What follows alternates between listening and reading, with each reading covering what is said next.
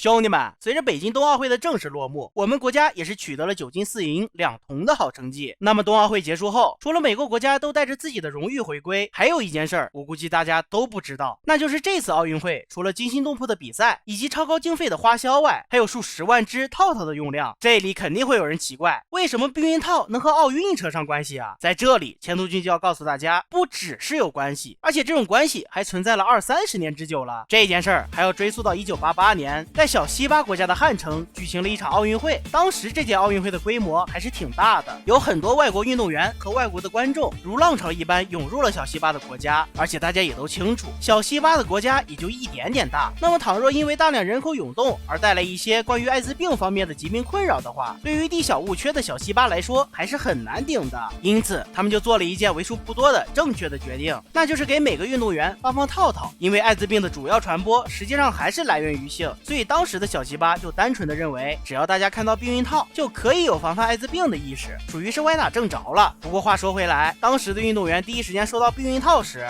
大多数的反应还是觉得很尴尬的。而且在那之后，历届奥运会发放的奥运牌套套数量疯狂增加。首先1988年小西巴发放了8500只套套，人均1个。随后在1992年的巴塞罗那则是发放了5万只套套，人均5个。2000年的悉尼奥运会，组委会一开始发放了7万只套套，却没想到赛事刚开始1周就传来急报，于是匆忙又补发了2万个，想的这次总没事了吧？结果在奥运临近尾声的时候再度告捷。2002年盐湖城冬奥会，组委会原本的计划是发放25万个，首先这个数量要比之前都高，更何况冬奥会的规模要远小于夏季奥运会，因此可以想象一下这是多么夸张的一个数字。但是当地居民强烈反对，估摸着心里想的是，这是奥运会，你发那么多套套，这不是明摆着把人往歪路引吗？最终组委会受不了压力，只发放了10万个。再来就是2012年伦敦奥运会发放的15万个套套，算下来人均14个，这样看来肯定够用了吧？结果还是低估了当时人们的能力，开赛仅仅第5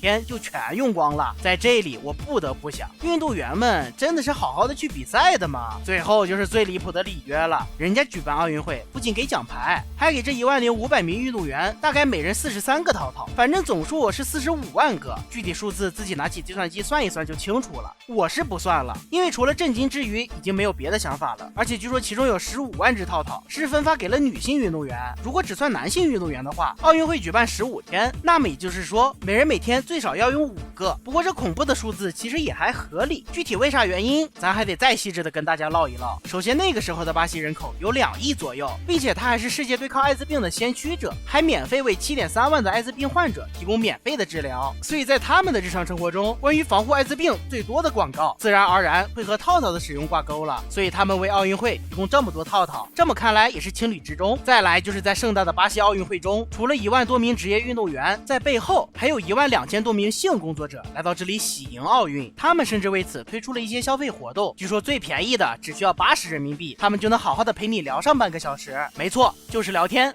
别瞎想，他们还会去街头发传单来宣扬自己的服务。不过要注意的是，在巴西，性工作者是有工作执照的，身体健康并且合法，所以不要太过于大惊小怪。当时还有一篇报道专访了一名这样的工作人员，23岁的朱莉安娜，每周要工作3天，平均1天接待4个客户，收费标准是先去酒店，1小时100英镑计算，倘若要整晚畅聊人生，则需要1400英镑。因此里约的这次奥运一定程度上提高了当地人口的人均 GDP。当然伴随着这些夜夜笙歌的事情，还有一则消息让当地人陷入了恐慌，也让人们的放纵付出了代价，那就是在那段时间爆发了一种病毒，名为寨卡病毒。这种病毒比登革热还要恐怖，它最先的起源是1952年在乌干达和坦桑尼亚的人群中发现的。所有感染这种病毒的人死亡率极高，而且感染者生下的孩子头部也要比正常的婴儿小得多，所以寨卡病毒又被称为小头症。目前还没有针对性的治疗方法，而这种病毒的传播途径就是靠血液和性传播的，所以当地人为了安全吸金，工作时避孕套的重要性可想而知。由此可见，这12000名性工作者面对奥运的盛况还是非常保有理智的，捞金的同时也在预防疾病这方面下足了功夫。避孕套则是成为了不可缺少的随身装备，所以以后当别人问你为什么随身携带套套时，你就可以理直气壮地跟他说，我这是为了保护我自己。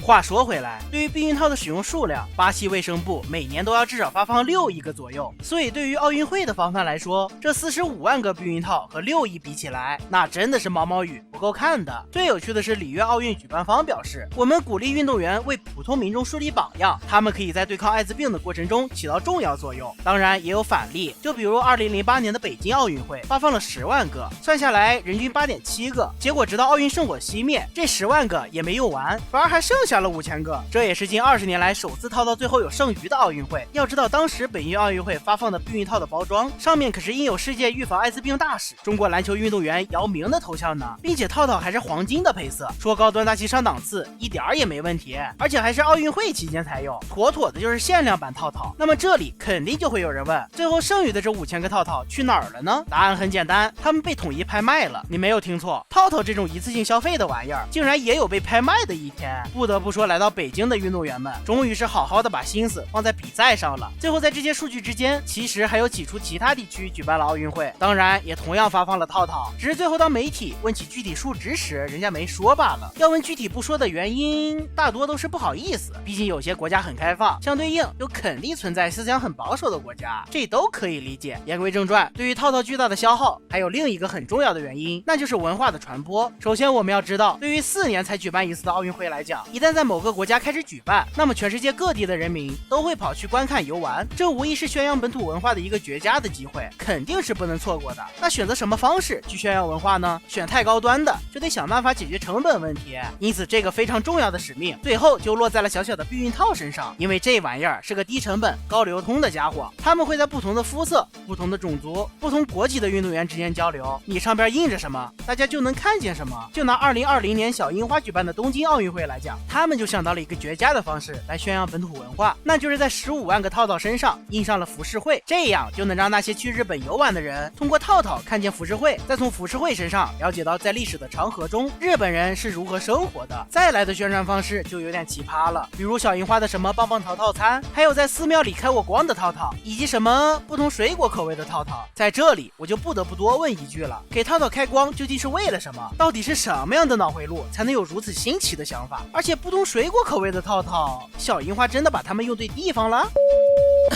那么以上就是所有关于套套和奥运会之间的种种关联了。不得不说，这还真的是一段很惊奇的发展史啊！不知道小伙伴们想法如何？反正我是大为震撼。那么倘若还有小伙伴要补充的，欢迎在评论区留言讨论。我是前途君，我们下期再见。